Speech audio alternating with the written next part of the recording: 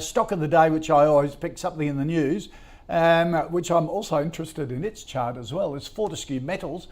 Posted a 6% drop in third quarter iron ore shipments due to weather disruptions and the derailment of some of the ore cars. It's the world's fourth largest iron ore miner, shipped 43.3 million tonnes of the steelmaking commodity in just the 3 months ended March 31, compared with 46.3 million tonnes a year earlier. Fortescue expects its fiscal year 24 shipment at the lower end of its 192 to 197 million tonne forecast. So that's the fundamentals of their production report. Jason, what does the chart tell you about Fortescue's share price? Because it really is a barometer of the iron ore price, isn't it?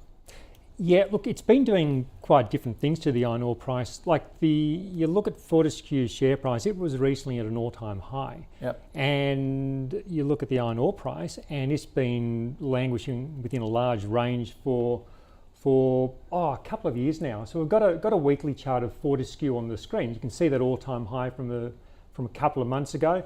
Fortescue was looking quite encouraging. It was looking really good actually. In around December, you can see where it's breaking higher above that blue horizontal band on the chart. That's a resistance point. So we broke above there, broke to new highs. The moving averages have been rising nicely.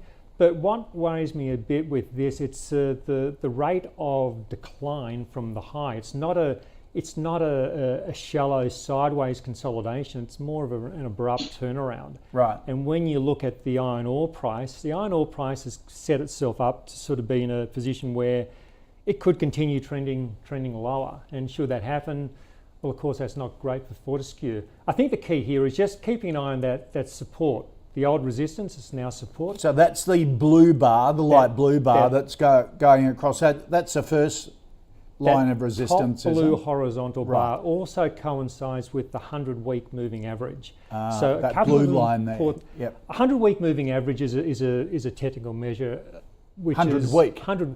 Because we're looking at a weekly chart, the moving average will be 100. It's 100 period, so it's a weekly chart. It'll be 100 week. Right. Normally we'll be looking at daily charts, so it'll be a daily moving average. So I think 23 is a key level. Break below there with the iron ore price looking vulnerable. It'd be a stock I'd step away from. If I was in it at the moment, I'd give it the benefit of the doubt. But it's hanging in there by its teeth, I think, really at the moment. Right. I'd give it another couple of dollars leeway.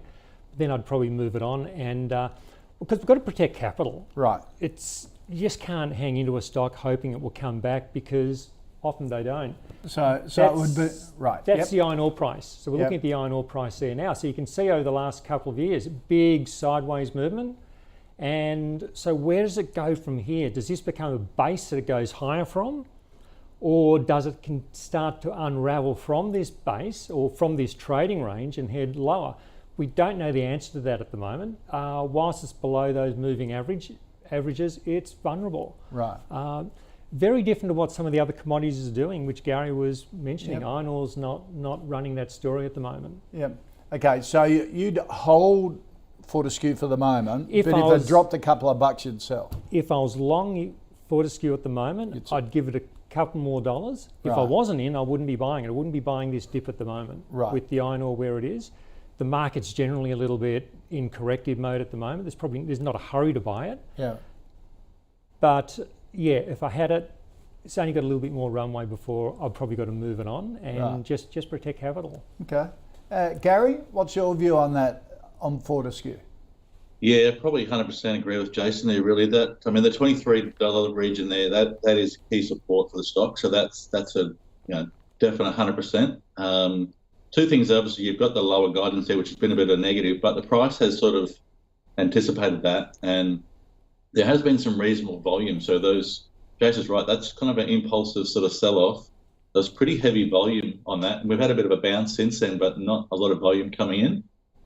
I guess the plus for me is that, with inflation staying high here, that's just going to mean that commodities are just going to stay pretty buoyant. So generally high inflation environments sort of, commodities remain pretty firm. So it's probably a bit of a hold here. It's probably a bit of a sideways. But it's really sort of sitting in the middle of nowhere for me. So, I'm like Jason now. If I had it, I'd probably hold it. But if I wasn't in there, which I'm not, I wouldn't be jumping in either. So Okay, if it got to that 23 or below, is that when you get out? I think there's a good chance the stock might get caught here between 23 and 26 here.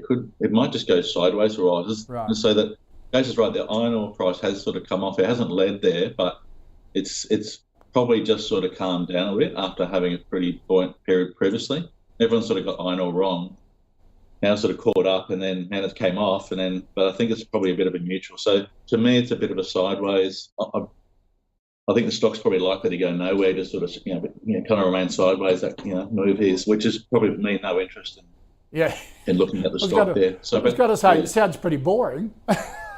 Yeah, look, if it came back to $23 and held that level, that's where you might get interested. But until that happens, it's probably an avoid. Right. Okay. So that goes back to Jason's comment. Support at 23. If it drops below, then that's a sign it could be in trouble. But if it bounces back off that, well, then buying's coming in and support for it, and that might be okay for the future. Yeah, so you probably want to see maybe the stock taper back here. You want to see a couple of things there. You obviously see the volume dry up as it sort of moves towards 23. So therefore, the sellers aren't active and not aggressive. So right. Therefore, you might get a bit of a bounce there. That's probably the ideal setup. But yeah, a couple other setups might happen, but that's probably the preferred setup there in terms of technicals there. But all right. It's really sort of pretty messy here at the moment. Okay.